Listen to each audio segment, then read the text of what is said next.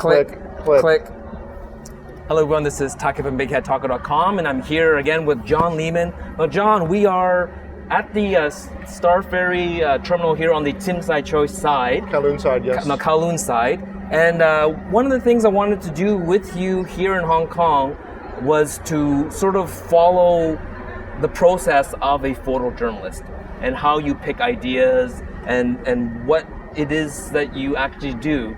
Because well, what I do is actually, it's very secretive, and I'm not really supposed to share it with other people. It's kind of like being a magician. So if you're in the photographers, photojournalism section of society, you're not supposed to be sharing that. Okay, so this is an exclusive then? This is an exclusive, yes. Oh, I like it. They'll probably kick me out afterwards, but... Kick you out of the secret club? Yes. Oh, you're like Batman.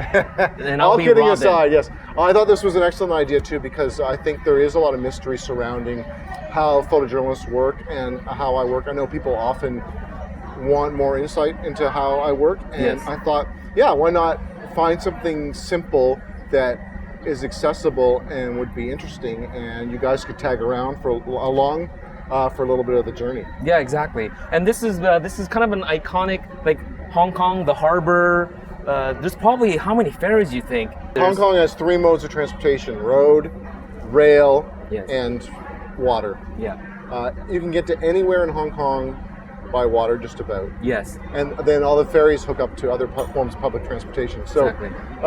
We were on the trolley yesterday, and we're taking the ferry today, and they're both the oldest forms of transportation in Hong Kong, and some of the cheapest too. Yeah, exactly. Yeah, it's very cheap. So so let's follow John along. We'll get on the boat, we'll go back and forth a few times, but as well, mostly I guess it's just to watch your work and see kind of how you get your pictures, and I don't know, to see what kind of a position, like, I don't know what a photojournalist, I know what a street photographer, how they stand, but I try to blend in. Actually, I'm feeling very uncomfortable because I've seen 3 people stop and take photos of us. I think just assume anybody that's being videotaped is worth photographing. Yeah, but it's like the white guy. You look like the more famous guy. You look like See, that's why as a photojournalist I feel uncomfortable, because I don't want any attention. I just want to be that little fly on the wall doing my thing. That's the same as a street photographer. We try our best to blend in, and then when we have a camera on us, all of a sudden now we're famous. So in a way it works against us, but at the same time it's important that we show people the process of how we take images, right? So let's get ready, and let's get on the boat and let's start shooting. All right, let's get going.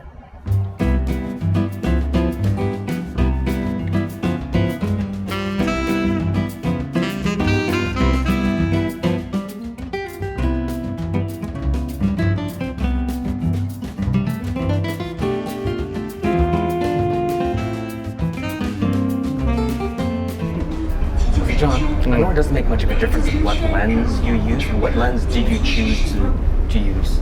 I'm going to bounce around between a 28 and a 50. Okay. And possibly a 90. Okay. But at 28's, it's good. It's a bit more encompassing.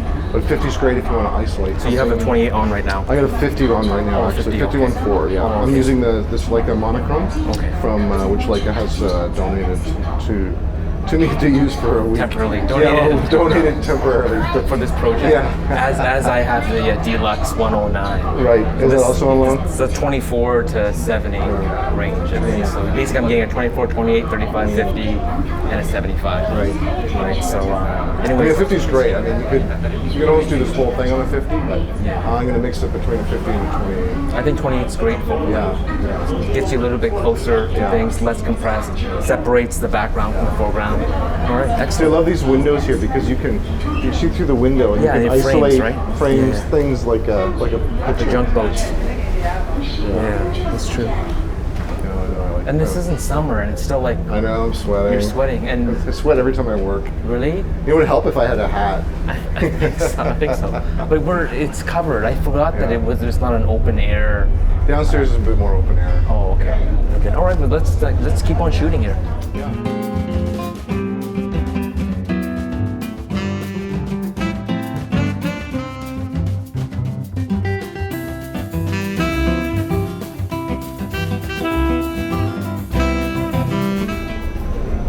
Very hard to shoot when the video camera's following you around.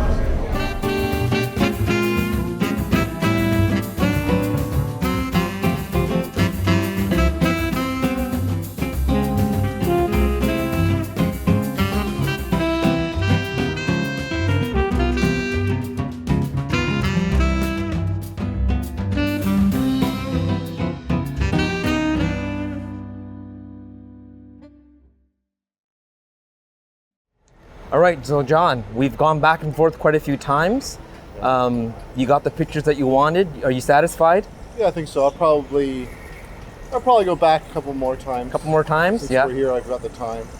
Why not invest it? So it's good to use the word invest. Yeah. What would be a good amount of investment? Like, so let's just say someone has a ferry in their small town or whatever it is, and they decide, hey, I'm going to sort of do what John did and sort of do a photo essay or a photo, what do you call it? Yeah. How many times do you think? I mean, I don't know. I mean, it doesn't have to be a ferry. This is just an example of anything that you can get access to that, people don't really mind being photographed. And, yeah.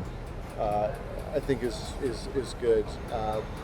Obviously access to the ferry here is easy, and you can go back as many times as you want. So. Yeah. I noticed that people that didn't really mind, right? No, it was kind of a tourist attraction, yeah, they're not too worried about what I'm doing, and for the most part, people are more self-absorbed with what they're doing themselves, right? Selfies. So, yeah. I mean, there was a lot more attention I did find with the video camera following me. Of course, for sure. Yeah. But I think you need to invest as much time as you need to get what you want out of the project, what you're trying to talk about, what you're trying to show. And to do that, you probably need a goal ahead of time, right? Yeah. Or else you're just going back and forth randomly with no set. So give us maybe an idea of what someone maybe a couple of ideas. So other than what you just did, what can someone do a similar thing? It doesn't have to be a ferry, but what idea as a photojournalist would you brainstorm, like right now? It's fun. I think I saw an interesting project that somebody did one time, and just people waiting at bus stops, waiting at boats, waiting at airports. Okay. I thought that was very clever because it's just something you can do anytime as you're going through your day, through your week, or through your month. Yeah. I think it's good to maybe just focus on an idea, like just do reflections or anything you can build up a portfolio around. Yeah.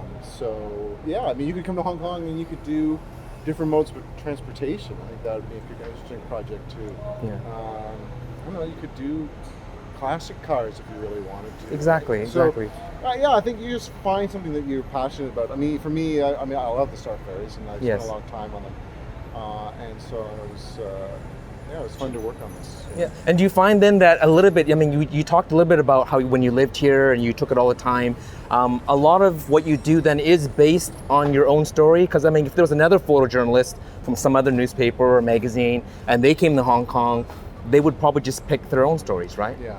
Whatever connection that they might have. Like you said, classic cars, maybe they love cars, or maybe they love airplanes, or whatever it is. Like the old Bigheadtaco airport, people used to take pictures of the planes landing, and that was kind of their thing, right? Yeah, it was a great place to shoot planes landing. Did you take pictures there? Yeah, I have somewhere in my archive. I've got a plane landing. It looks like it's flying right straight into a cemetery. Yeah, excellent. Oh, very good. So thank you for letting us come along on this one project, and we have a couple of more to follow along with you. Yes. And so we'll reveal those as we go along. But this was a fun little project. Thank you for inviting us to come, and let's keep on going. Yes. All right. Okay. So I guess we're going to thank Leica for loaning us these cameras. Yes. The M Monochrom. I'm not sure I'm going to give mine back. I'm just. You're liking it? Call in and say I left it in Hong Kong. It got stolen in Hong Kong. That's right. So we'll edit this part out. I'm really sorry, Leica, but it got stolen in Hong Kong. Same with mine too. Mine got stolen, the D-Lux Type 109. And I'm wearing my Depaolapparel. You notice that I was wearing this Leica themed shirt, M4P or whatever it is. So thank you, Team Depaolapparel, New York City, for that. And so let's wrap it up. Okay, so thank you for watching, and we'll talk to you soon. Happy shooting. Click, click.